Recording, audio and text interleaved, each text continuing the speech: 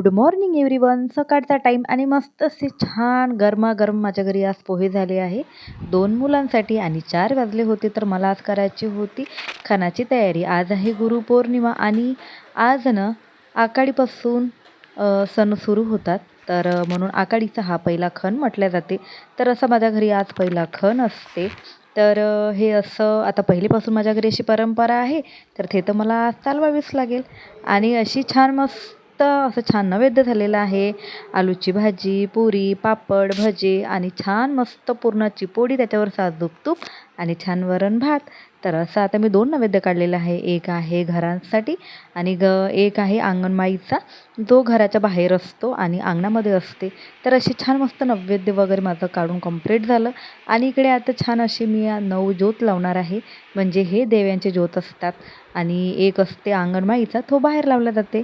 आणि असं छान मस्त नैवेद्य ठेवून त्यांना असं अर्पण केलं आणि देवांचा असं छान आशीर्वाद घेऊन आज आकाडीचा पहिला खण माझा असा छान मी कंप्लीट केला. कोणाकोणाच्या घरी आज आकाडीचा पहिला खण आहे तर मला नक्की कमेंट करून सांगा. आणि अशी छान मस्त माझी सकाळला अशी छान पूजा पण झालेली होती. आणि इकडे ना आता बाहेरची अशी पूजा करायला आलेली आहे आणि दक्षू माझा व्हिडिओ करून राहिलेला आहे, कारण की एका टायमाला ना 2-2 कामं थोडीशी अवघड जातात. आणि इकडे सुद्धा एक वडा, पाती, दिवा मी एवढंच ठेवते. आता नैवेद्यसुद्धा ठेवते. तर प्रत्येकाची ना करायची प्रत्येकाची पूजा वेगवेगळी, कोणी आपापल्या सर्व पद्धतीनं करतात. तर मला जसं जमेल तसंच मी बिलकुल साधी, सरळ, सोपी अशी माझी पूजा असते. आणि देवाला सुद्धा माझी अशीच पूजा आवडते, मला असं वाटते. तर आता ना जस्ट मार्केटमधून आलेली आहे मी. हे एक बॉटल आणलेली आहे. हे म्हणजे पार्लरसाठी आणलेली आहे. आणि हे 2 बो आणलेले आहे, कारण की ना ह्या बोने ना थोडंसं हेअरफॉल होतो मला, त्यासाठी. आणि हे थोडी एक नेल पॉलिश आणलेली आहे, जे मला जे आपण असं सेट वगैरे देतो असं, तर मला ना असं आवडते. तर आता हे थोडंसं व्यवस्थित जमलेलं नाही आहे माझं. तर मार्केटला गेली होती, म्हणजे स्पेशली जे माझे जोडवे होते ना, मी त्याच्यासाठी गेली होती मी. ते म्हणाले आणि खरंच आहे, जे आपण बनवून वगैरे घेतो ना, तर खरंच त्यांची ना किंमत पण व्यवस्थित येते. आणि जे आपण रेडीमेड वगैरे घेतो ना, त्याची किंमत खरंच काहीच येत नाही. ते म्हणाले की याची किंमत तर काहीच नाही येणार. तर मी म्हटलं चला तर आता बनवूनच घेऊन, कारण की दुकानामध्ये म्हणजे सचिनचे जे एक फ्रेंड्स होते त्या दुकानामध्ये गेली होती. छोटंसंच घरी असं छान दुकान आहे, तर त्यांच्याच दुकानामध्ये गेली होती आणि त्यांच्याकडून आता मी छान बनवून घेणार आहे. तर मी तुम्हाला डिझाईन दाखवणारच. आता 2 दिवसांनी म्हणजे येणार आहे. तर आता म्हणजे परवाला येईल, संध्याकाळपर्यंत येऊन जाईल माझे जोडवे. आणि मी कसे बनवते हे सुद्धा मी तुम्हाला दाखवणार आहे. आणि बिलकुल सिंपल आणि छान. अगोदर मी पहिले यूट्यूबमधून काही स्क्रीनशॉट वगैरे काढून नेले होते, म्हणजे जसं मला पाहिजे तसं. पण त्यांच्याकडे ना तशी डिझाईन अवेलेबल नव्हती. तर त्यामुळे मग एक डिझाईन मला त्यांच्याकडे मिळाली. तसंच तर त्यांच्याकडे तशी एक डिझाईन होती, तर मग तशीच मी डिझाईन त्यांच्याकडे टाकली आता बनवायला. तर आता येईल आता. तर आज आहे गुरुपौर्णिमा, तर त्यामुळे ना आज माझ्या घरी खण असतो, तर पूजा वगैरे झालेली आहे ते. आणि ते कंप्लीट करून आज पाणी नव्हतं, त्यामुळे आज माझं मार्केटमध्ये जाणं कंप्लीट झालेलं आहे. आणि जे माझे छोटं मोठं अजून काही राहिलेलं होतं, पण सचिनला फोनवर फोन येत होते, त्यांना थोडंसं काम घ्यायला जायचं होतं. तर त्यामुळे मग त्यांनी खूप घाई करत होते. तर अजून माझे 2-3 कामं राहिली, पण आता असू दे, आता बघू आता कधी नेक्स्ट टाईम जाणं होते तर. आणि सकाळी मुलं ट्युशनवरून आल्यानंतर, म्हणजे सकाळी खूप धावपळीमध्ये मुलं चालले गेले होते. आणि आल्यानंतर दक्ष मग डायरेक्ट पायाला लागले माझा आणि म्हणाला, मम्मी गुरुपौर्णिमेच्या हार्दिक शुभेच्छा. तर दोघा मुलांनीसुद्धा पाया लागल्या. त्यांना मी म्हटलंसुद्धा पण नाही. पण असं खरंच आहे ना, आपल्या जीवनातली आपली गुरु आपली आईच असते. आणि कारण की देवाला तर आपण कधी बघितलेलं नाही आहे. आणि त्यामुळे ना काय असते की म्हणून देवानी, आणि देव प्रत्येक जागेवर राहू शकत नाही, म्हणून त्यांनी आईला घडवलेलं असते की प्रत्येक ठिकाणी त्यांचं लालन पालन पोषण वगैरे पूर्ण आईच करत असते. आणि त्याच्या सपोर्ट त्यांचे बाबासुद्धा पण असतात, कारण की आई भलाई ना आपल्याला जीवन देतात, पण जीवन कसं म्हणजे कसं जगायचं, कधी कसा कोणत्या गोष्टीचा सामना करायचा, आणि हे गोष्ट ना खरंच बाबा शिकवत असते. माझ्या बाबांनी मला एक गोष्ट नेहमी शिकवलेली आहे आणि खरंच मी नक्की त्यांचं पालन करते. त्यांनी मला एक सांगितलं होतं की शीतल, जर कधी पण आयुष्यामध्ये ना कोणाला आपण कधी बरं वाईट बोलायचं नाही.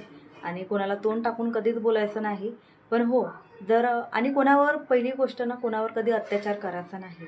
आणि जर कोणावर जर अत्याचार करत नाही, तर दुसऱ्याचा सुद्धा अत्याचार सहन करून घ्यायचा नाही. असं ना माझ्या बाबांनी मला खरंच शिकवलेलं आहे. तर मी असंच आहे की त्यांच्यानं खरंच आज्ञेचं पालन करते आणि मी माझ्या याच्यावरनं खरंच कोणाचा अत्याचारसुद्धा होऊ देत नाही आणि सहनसुद्धा करत नाही. ह्या जे गोष्टी सहन करायच्या तेवढ्याच गोष्टी सहन करते. जर आरपार जर होत असेल तर कधीच कोणाच्या गोष्टी सहन करत नाही. तर असेच असतील आपल्या जीवनातले आपले आई-वडील जे आपल्याला खरंच मार्ग दाखवतात, शिकवतात, चांगल्या गोष्टी आपल्याला अनुभवतात आणि खरंच प्रेम करणारे ना खरंच सर्वात गोष्ट म्हणजे आपले आई-बाबा जे निस्वार्थ मनाने आपल्याला प्रेम करतात. त्याच्यामागे त्यांचं कोणतंच उद्दिष्टसुद्धा नसतात. कारण की ना आपल्याला जर आपण अदरवाईज जसं नवरा असो, सासू-सासरे असो, आपल्याला हे लोकं जीव लावतात, पण त्याच्यामागे सुद्धा एक कारण असतात. त्यांचं आपण घर सांभाळतो, त्यांची फॅमिली सांभाळतो, त्यांच्या घरी आपण येतो. तर म्हणून त्यांनी आपल्याला जीव लावतात, त्यांनी आपल्यावर प्रेम दाखवतात. पण आई-वडिलांचं ना कसं प्रेम असते, की स्वार्थ प्रेम असते, की त्यांनी ना आपल्याकडून कोणतीच कधी अपेक्षा करत नाही, की मला हे देईल, मला ते देईल, मला मोठे झाल्यानंतर पोसेल, नाही पोसेल, हे त्यांना पुढचं कोणालाच काही माहीत नाही. पण तरी पण ते लहानपणी ना निस्वार्थ मनाने आपल्या मुलांना प्रेम करतात. आणि बघा आईनं जर सपोज जर आपल्याला म्हटलं, "तू हे जर काम नाही केलं तर मी तुला जेवू नाही देणार." पण खरंच त्या मुलांनी जर काम नाही केलं तर खरंच आई जेवू नाही देणार का? त्यांना अर्ध्या घंट्याने त्याला आवाज देऊन म्हणणार, "घे जेवण करून घे, भूक लागली असेल तुला." आपण असं म्हणतो ना. तर तसंच आपल्या प्रत्येक आईचं एक प्रेम असं असते, आपल्या वडिलाचं असं एक प्रेम असते, की आपले वडील स्वतःला काही घेणार नाही, पण आपल्या मुलांना घेऊन देणार. तर सांगायचं तात्पर्य हेच की आई-वडिलांचं, की मी तर माझ्या जीवनामध्ये मी माझी एक पर्सनल गोष्ट सांगते तुम्हाला, की माझ्या माझ्या जीवनामध्ये ना मग माझे गुरु खरंच माझे आई-वडील आहे पहिलं स्थान मी त्यांना देते. मग आपले स्कूल, कॉलेज मग जे काही आपले वगैरे शिकले वगैरे असेल तर त्यांचं नंतर असते. पण खरंच आपल्या जीवनातले प्रथम गुरु आपली आई आणि खूप जण आपल्या आईला देत असतात. पण मी असं म्हणते, की मी आई आणि वडिलांनासुद्धा पण देते. कारण की ना आई-वडिलांशिवाय आपलं आयुष्य, आपलं जगणं, आपलं खरंच काहीच त्या जीवनाला अर्थसुद्धा नाही आहे. कारण की आई जर असली तर बाबाचं प्रेमसुद्धा असणं गरजेचं आहे आणि बाबा असलं तर आईचं प्रेमसुद्धा असण्याचं गरजेचं आहे. दोघांचंही प्रेम असणं गरजेचं आहे. तर म्हणून मला असं वाटते, की आपण जर देवाला बघितलं नाही आहे, पण देवाने ना खरंच आई-वडिलांमध्ये त्यांना घडवलेलं आहे, की आपण त्यांना बघू शकतो. कारण की जसं देव आपल्याला निस्वार्थ मनाने आपल्याला प्रेम करतात, आपल्याला दाखवतात. म्हणजे आपण त्यांना काय देतो? आपण खरं देवांना काय देत असतो? आपण काहीच देत नाही. फक्त आपले कर्म ते पण आपल्यासोबतच येत असतात. पण ना तसंच आईचं सुद्धा असते, आई-वडिलांचं सुद्धा असते.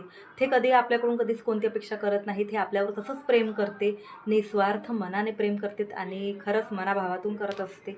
तर मला असं वाटते, की मंदिरामध्ये जाण्याऐवजी सर्व लोकं जातात, मी असं नाही म्हणत. पण माझी एक गोष्ट अशी आहे, की मंदिरामध्ये जाण्यापेक्षा ना, कारण की असं म्हणतात ना, "देव नाही देवळात, देव आहे अंतरित, देव आहे चराचरात."